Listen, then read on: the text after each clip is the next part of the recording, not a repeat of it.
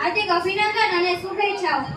આદરણીય મહાનુભાવો, અહીં ઉપસ્થિત વાલીગણ, શિક્ષક મિત્રો અને મારા વાલા વિદ્યાર્થીઓ, આજે પ્રવત ઉત્સવના આ પવિત્ર અવસરે હું મારા વિચારો રજૂ કરવા માંગુ છું.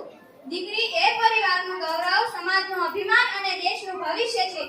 દીકરી વગર પરિવાર અધૂરો છે. આજે દરેક ક્ષેત્રમાં દીકરી પોતાની પ્રતિભા સાબિત કરી રહી છે.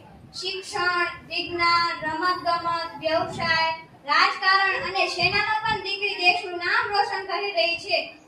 શિક્ષિત દીકરી માત્ર પોતાનું જ નહીં પરંતુ સમગ્ર પરિવાર અને સમાજનું ભવિષ્ય ઉજ્જવળ બનાવે છે.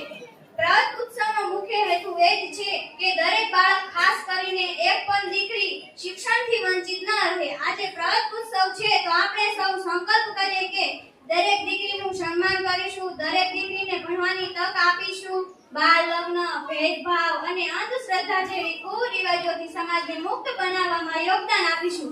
બેટી બચાવો નારો નહીં, સંકલ્પ છે. બેટી ભણાવો સપનું નહીં, વિકલ્પ છે. બેટી બચાવો, બેટી ભણાવો આ સંદેશાને દરેક ઘર સુધી પહોંચાડીશું. અંતમાં એટલું જ કહીશ કે આંગણાની તુલસી છે દીકરી, ઘરની લક્ષ્મી છે દીકરી. દીકરી છે તો આવતીકાલ છે. દીકરી ભણશે તો દેશ આગળ વધશે.